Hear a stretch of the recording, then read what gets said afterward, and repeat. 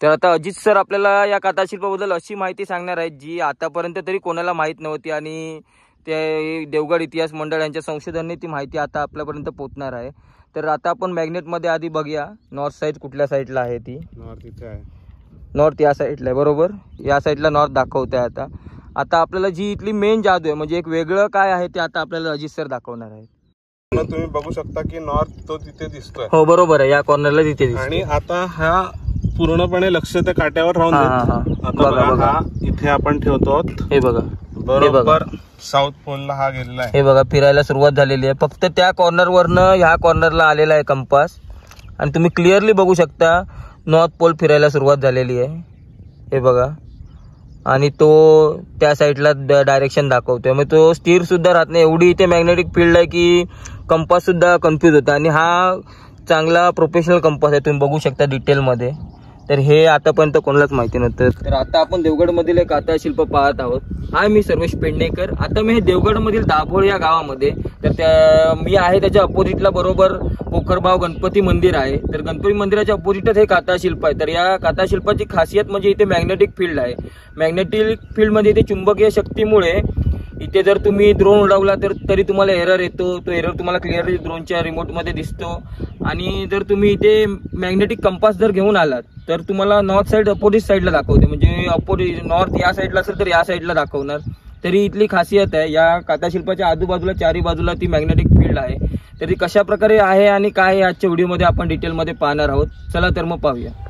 तर आता आपण ड्रोनच्या सहाय्याने टॉप अँगलने कथाशिल्प बघत आहोत। तर आजच्या ब्लॉगची खासियत म्हणजे या कथाशिल्पाच्या बाजूला 2 बॉक्स आहेत, त्या बॉक्सच्या कॉर्नरवरती जर आपण मॅग्नेटिक कंपास ठेवलं तर ते 180 डिग्री अपोजिट अँगल दाखवतं। तर हे आतापर्यंत कोणालाच माहीत नव्हतं। तर हे जादुई लोकेशन कुठे आहे ते आजच्या व्हिडिओमध्ये आपण डिटेलमध्ये बघणार आहोत।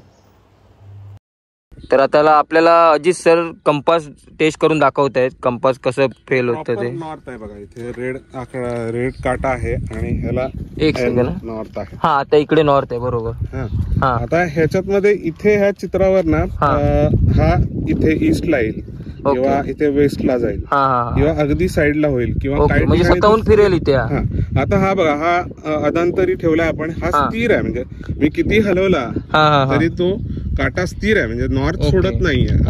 कोणत्या मोबाईल मध्ये कंपास आहे का आपण बघूया कुठला दाखवतोय। ओके, आता या साईडला दाखवतोय, मोबाईल मध्ये पण तिकडेच दाखवतोय का? नॉर्थ तिथे दाखवतोय, रेड मध्ये आयफोन आहे त्याच्यामुळे सुद्धा सेम नॉर्थ इथेच दाखवतो, या डायरेक्शनला नॉर्थ आहे, म्हणजे इकडेच आहे। आता इकडे कथाशिल्पा जवळ नेऊन बघूया आपण। हे बघा, हा ईस्ट कडे चाललाय, हा फिरतोय, त्यांचा बदललाय जवळजवळ ऑलमोस्ट, नाही सॉरी आहे तिथेच। हे बघा, आता हे इथे ठेवल्याबरोबर इथे कथाशिल्पा जवळ ठेवल्याबरोबर ते फिरायला लागलं, बघू शकता तुम्ही। नॉर्थ चेंज झाला, या साईडला थ्रू असल्यामुळे। हा, आणि तो सॅटेलाइट थ्रू आहे। हा, परत नॉर्थ कडे आला। ओके, परत नॉर्थला आला, फक्त या चित्राच्या मधोमध आणलं। परत बघूया इथे नॉर्थ आहे, इथे नॉर्थलाच आहे बरोबर। खालच्या पोझिशनला उचलून ठेवा, तो तुम्हाला अंदाज येईल। तुम्ही ठेवा एकदा, बघूया इकडे ठेवून। फिरलंय, हा फिरलंय, या साईडला आला, या साईडला घेतलं तर ह्या साईडला वेगळा आहे। ओके, हे बघा इथे ठेवल्यावर मॅग्नेट कंपास फिरायला सुरुवात होते। इथून आता आपण या साईडला ठेवूया, बरोबर आहे, नाही फिरतोय ना।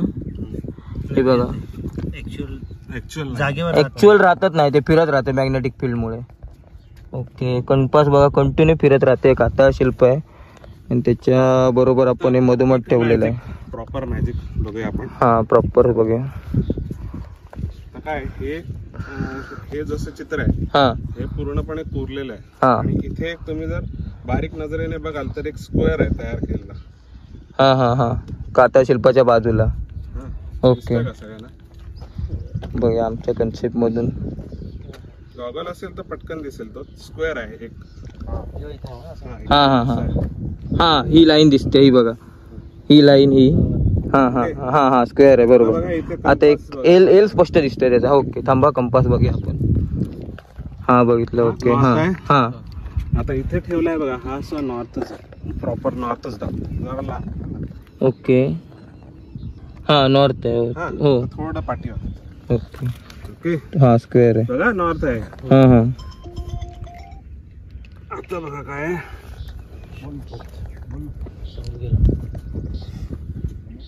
आता फिरलंय थोडस ऑपोजिट डायरेक्शन डायरेक्ट. हा डायरेक्ट अपोजिट. हा त्या स्क्वेअरच्या बरोबर अपोजिटला आहे. हे सगळे जे कोण आहेत ते या आतमध्ये आहे. ओके अजून त्या दुसरा कोणला ठेवला?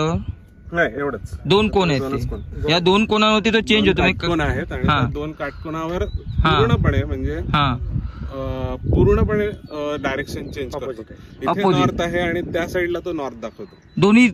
दोन्ही कॉर्नर वरती. म्हणजे इथे काही वर्क होत नाही पण तिथे गेल्यानंतर तो पूर्णपणे डायरेक्शन या कॉर्नर वरती आणि त्या कॉर्नर वर राहतं. राहतो. ओके म्हणजे ह्या कॉर्नर वर इथे जो स्क्वेअर आहे काता शिल्प आहे त्या बाजूला स्क्वेअर आहे.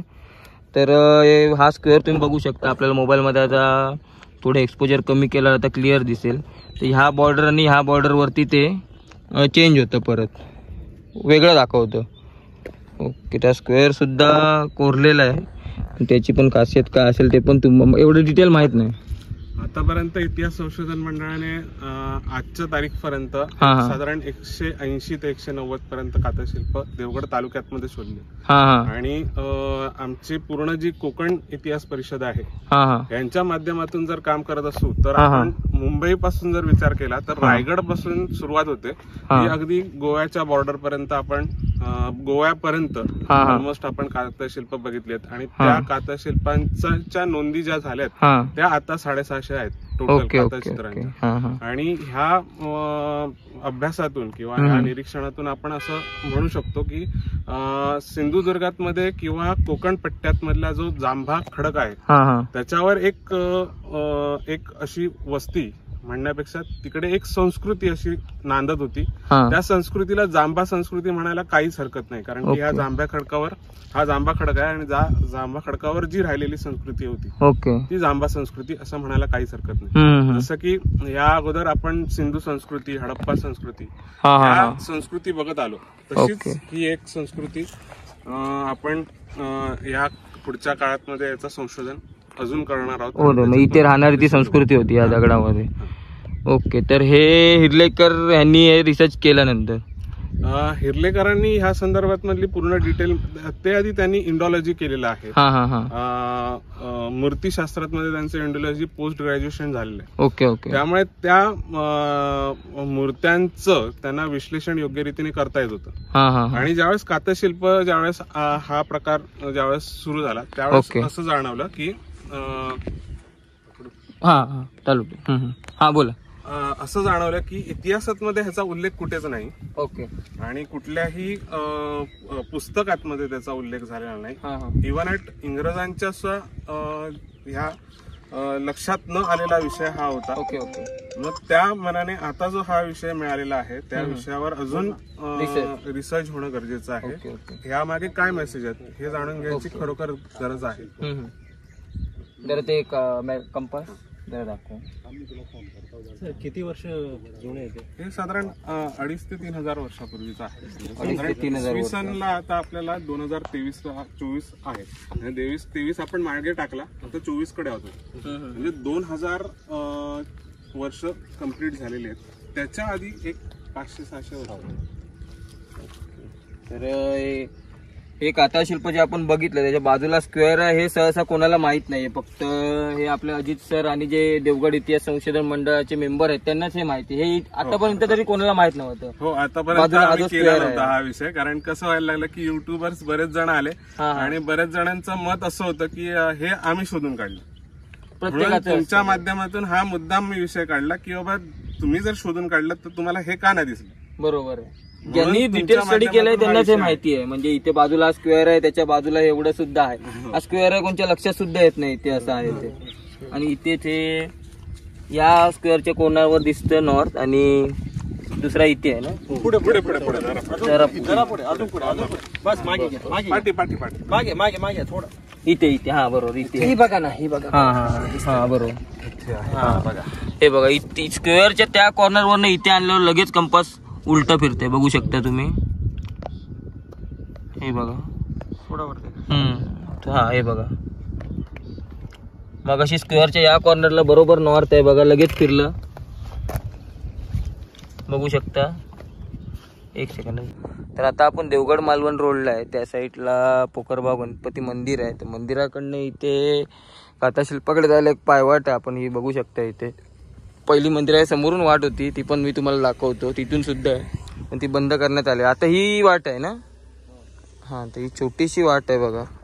जर असं पुढे यावं लागतं आणि या छोट्या वाटेतून त्यांनी पुढे जाण्यासाठी आता वाट केलेली आहे काथाशिल्पाकडे, बघू शकता. आपण चालत चालत जाऊया तिथपर्यंत. हे थोडं आतमध्ये आहे ना? आता गवत उगवलं असेल वाटतं. नाही ना, बघूया आपण इथून जाऊन आता ते काथाशिल्प. तर रोडवरनं थोडंसं आत यावं लागतं, मे बी 2 मिनटं चालत. तर या काथाशिल्प जवळण्यासाठी बघू शकता एक झेंड्याची मार्किंग आहे आणि दगड सुद्धा लावण्यात आले आहेत. समोर तुम्हाला आता दिसत असतील हा झेंडा, त्या बाजूला ते चारी बाजूने दगड लावण्यात आलेले. बघा ही लोकेशन. आणि समोरच इकडे मंदिर, पोकरबाव गणपती मंदिर आणि हे काथाशिल्प. पाऊस पडल्यामुळे थोडंसं पाणी आलंय बघा.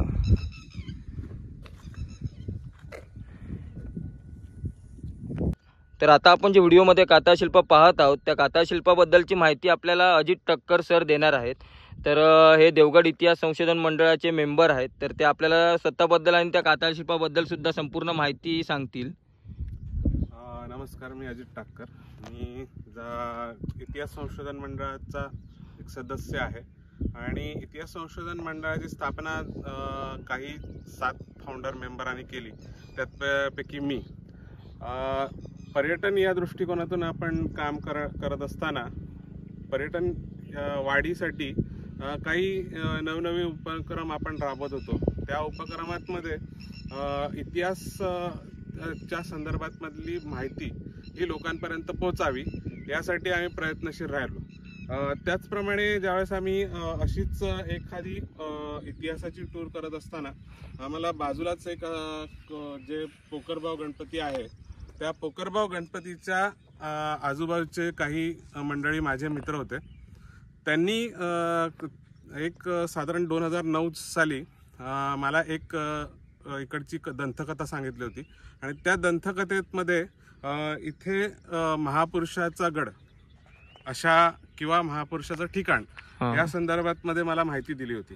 मग ह्या ची चर्चा करत असताना माझी भेट श्री हिर्लेकर, रणजितजी हिर्लेकर यांच्याशी झाली. रणजितजी हिर्लेकर हे त्यावेळी मूर्ती या विषयावर शिक्षण घेत होते पुण्यात मध्ये. ओके.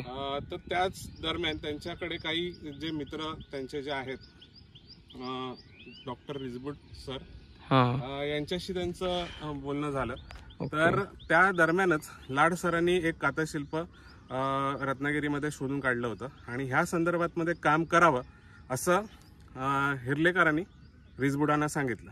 आणि त्याच दरम्यान रिजबुडांशी चर्चा करत असताना हिर्लेकरांनी हे काथाशिल्प आहे हे त्यांना दाखवलं आणि त्यानंतर रिजबुडांनी ह्यातमध्ये येऊन त्यांचा अभ्यास केला, पूर्ण केला आणि त्या दरम्यान 2010 साली हे काथाशिल्प आहे हे डिक्लेअर झालं. 2010 साली म्हणजे आता 14 वर्ष होऊन गेली त्या गोष्टीला. होऊन गेली. Okay okay. हां हां. आणि त्यानंतर ते कार्यरत पुढे होत गेलं. त्या काळात मध्ये पेपर आउटचा ही बातमी झाली होती. त्यानंतर त्याच्यात मधलं काम थोडंसं तसं स्तब्ध झालं. त्यानंतर हिर्लेकरांनी त्यांच्या मित्रांना घेऊन इथे हे काम रेखांकन घेणे, त्याची आजूबाजूची आकृती काढणे अशा पद्धतीचे काम सुरू केले. ओके. आणि त्या दरम्यान चित्र काढत असताना त्या भागात मध्ये दिशादर्शक घेतलं जातं चित्राच्या बाजूला. तर ते दिशादर्शक घेऊन ते हे चित्र काढत असताना कंपास खाली सरकलं. ओके.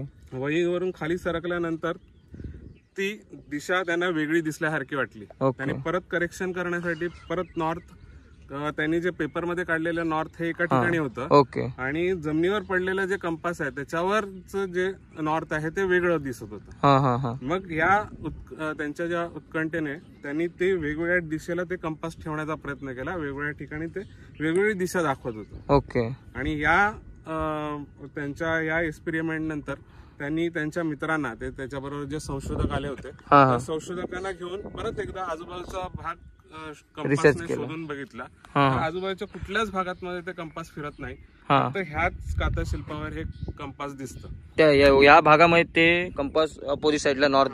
आतापर्यंत त्या काळात मध्ये आम्ही साधारण एक 7 गावांमध्ये कातळशिल्प वेगवेगळ्या ठिकाणी शोधली होती.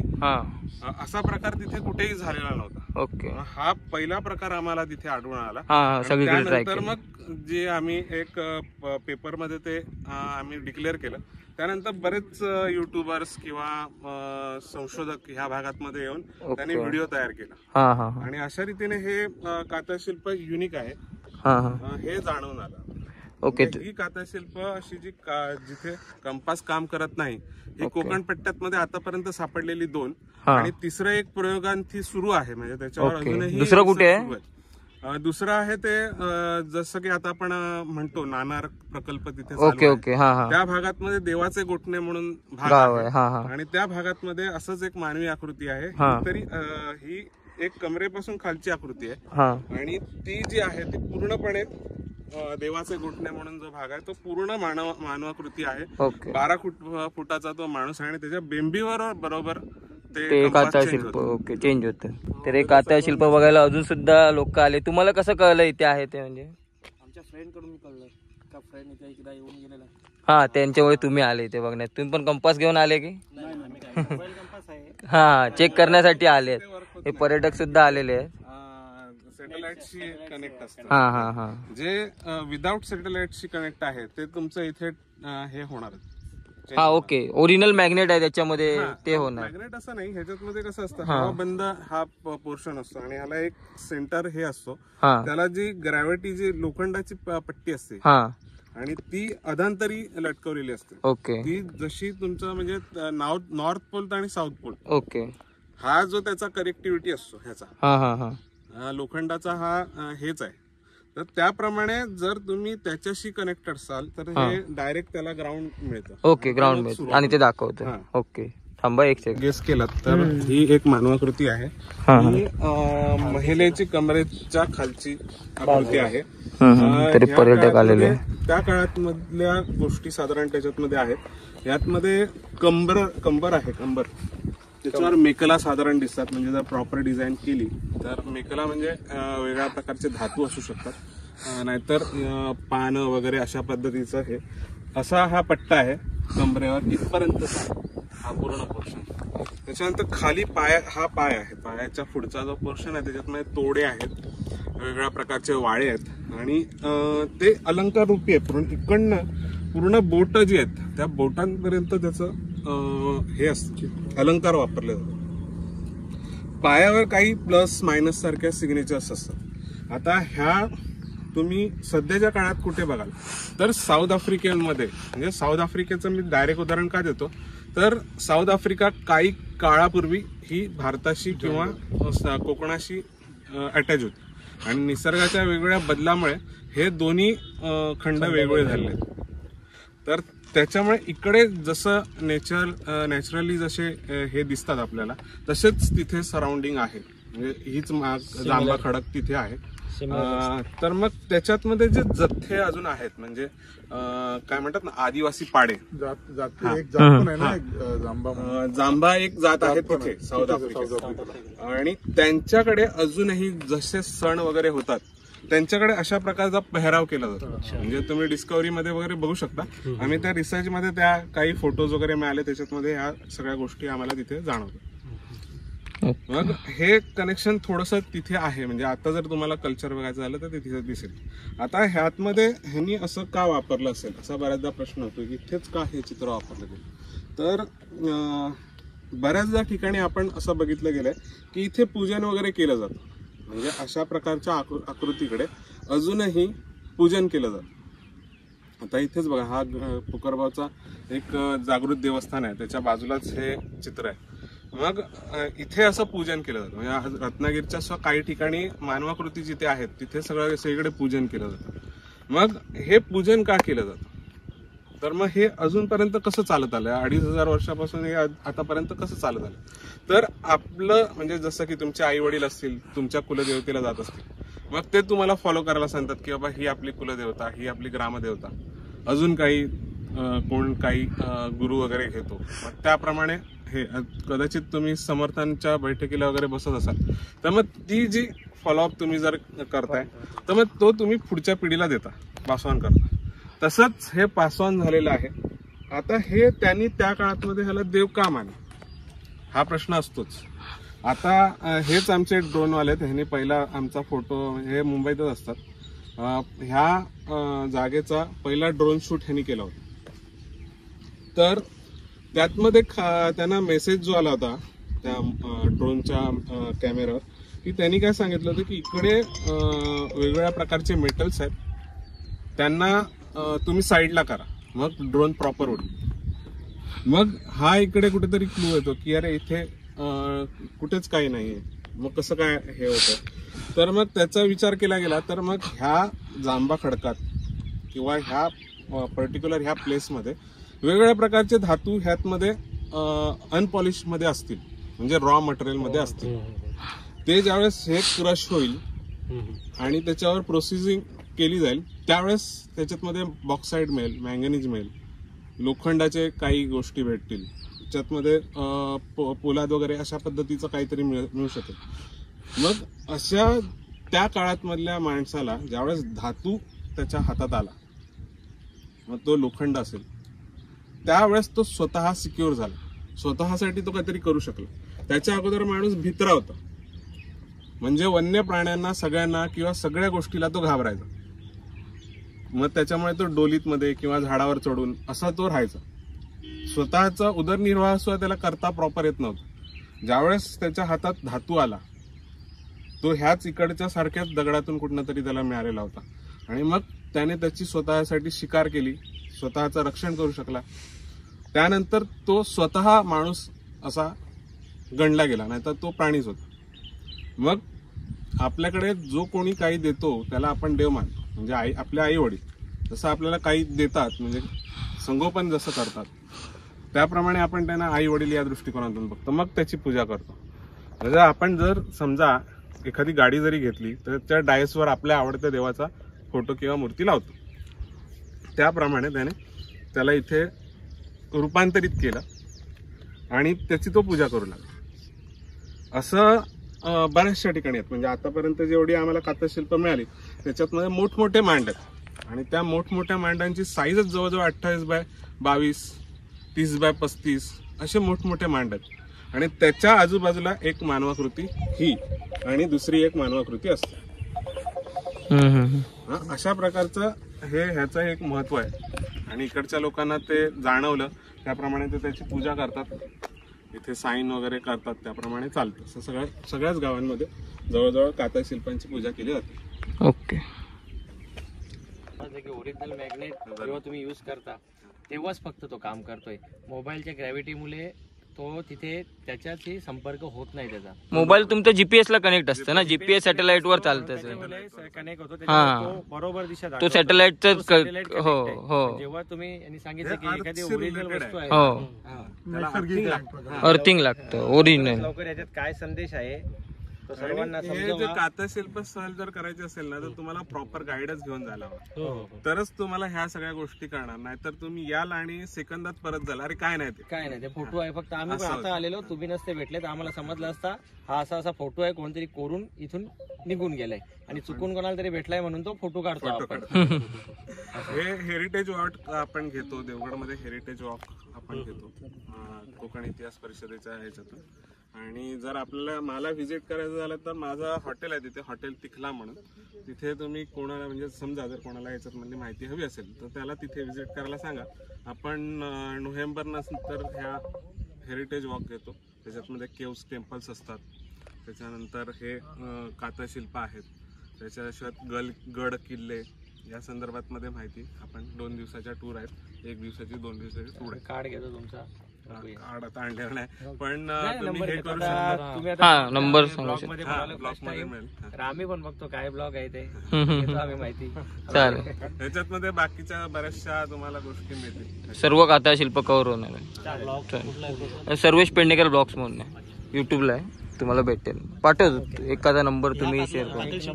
दुसरे पण तुम्ही कव्हर केलेले सगळी केली देवगड मध्ये टोटल तरी बरीच केली. दिवस फिरतोय. तुम्हाला म्हणायला पाहिजे, तुम्ही कोकणाचं एक वेगळं रक्षण करता हा आणि हा. आम्हाला दाखवून देता. नाही, हे भरपूर मेहनत करे, स्वतःची गाडी घेऊन येतात माझ्यासोबत. कुणाला तरी एकाने काहीतरी होते, हो हो पण कोणी राजा नाही बनायचे. नाही, नाही. पहिली सुरुवात करावी लागते. हो हो हो. चालेल. जतन करून चला, एक फोटो काढू. हो. बघूया. बऱ्याचदा असं होतं की बरेचसे युट्यूबर इथे व्हायरल झाल्यानंतर, हे युट्यूबचा व्हिडिओ व्हायरल झाल्यानंतर बरेचसे युट्यूबर्स आले होते आणि बऱ्याचशा युट्यूबर्सचं म्हणणं असं होतं की हे आम्ही शोधून काढलं. हा. बरेच असे युट्यूबर येतात आणि ते सांगतात, अरे ह्याच्या अगोदर आमच्या इथपर्यंत कोणी येऊन पोहोचला नाही. हा हा. खरी मेहनत घेतली इथे इतिहास संशोधन मंडळाचे रणजितजी हिरलेकर यांनी ती मेहनत घेतलेली आहे. हा. ही अर्धाधिक कातशिल्प हे मातीत मध्ये गाडलं गेलेलं होतं, त्यांनी ते साफ केलं ओके. आणि ते शोधून काढलं.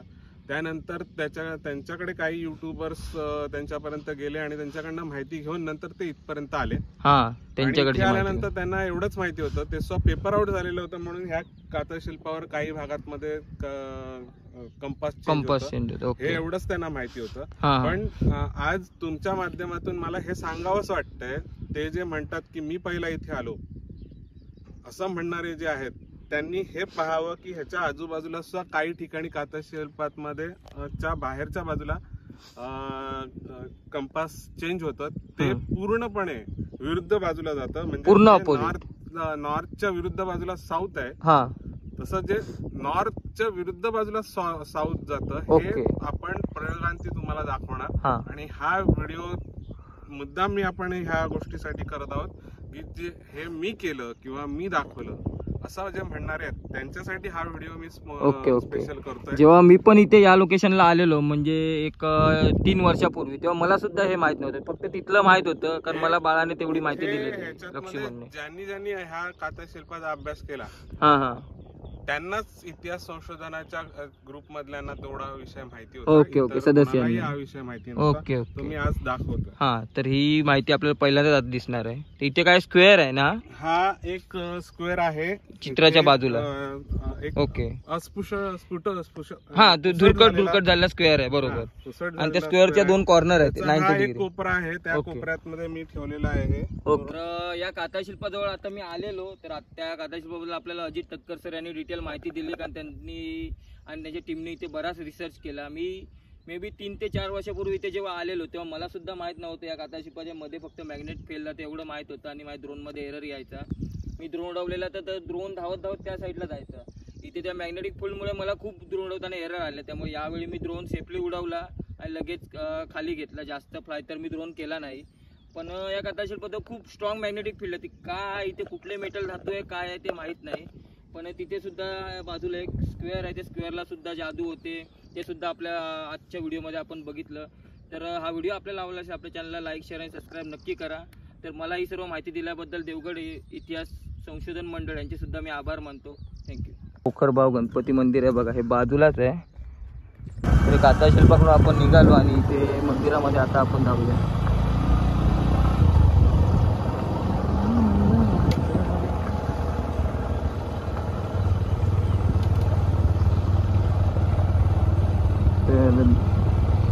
तरी मालवण देवगड रोडवरतीच हे मंदिर आहे, बघू शकता तुम्ही. पोखरबाग गणपती मंदिर बरोबर अपोजिटला तिकडे काताशिल्प आहे. आता आपण मंदिरामध्ये सुद्धा जाऊया. हे मंदिर बघू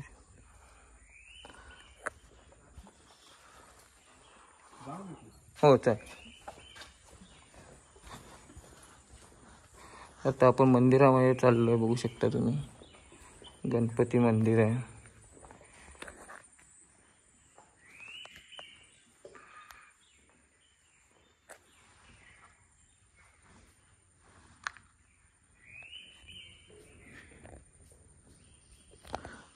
आणि या साईडला मंदिराच्या खाली सुद्धा आपण जाऊन येऊया. खाली व्हाळ आहे ना, ते खाली व्हाळ आहे मंदिराच्या खाली, तो सुद्धा आपण बघूया. गणपतीचं दर्शन झालेलं आहे. हे बघा असं पायऱ्या उतरून खाली यावं लागतं. आणि इकडे गणपती मंदिराचं खाली आता पाऊस पडत असल्यामुळे इथे बघू शकता पाणी सुद्धा आलेलं आहे. हे बघा दत्तगुरू, आणि हे पाण्यामधील मंदिर बघा. आणि इकडे शंकराची सुद्धा एक मोठी आणि हवन कुंड आहे. तर आता इथे पाणी नसतं मे महिन्यामध्ये. आता हे पावसाळा चालू झाल्यामुळे खाली पाणी भरलेलं आहे बघा. वरती रस्ता आहे आणि खाली पोखरबावचं गणपती मंदिर बघू शकता तुम्ही. तळ्याच्या वरती ते मंदिर आहे बरोबर, ते तळा आहे आणि वरती मंदिर आहे. आणि इकडे हे शंकराचं मंदिर, पण आता पाणी साचल्यामुळे पलीकडे जाऊ शकत नाही. हे सुद्धा बघा तळ्यातील मंदिर. इथे सुद्धा खूप निसर्गरम्य असं शांत वातावरण आहे. आणि या मंदिराच्याच बाजूला ते काता शिल्प बघू शकता तुम्ही.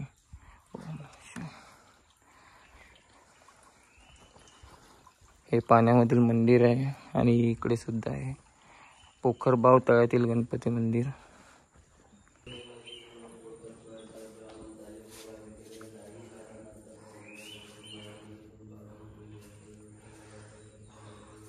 चल, तर हे गणपती मंदिर आहे सिद्धिविनायक, बघू शकता गणपती मंदिर पोखरबाव. मंदिराच्या बरोबर अपोजिटला जो टेम्पो आहे तिथून चालत जावं लागतं काता शिल्पाकडे. हा मालवण देवगड रस्ता.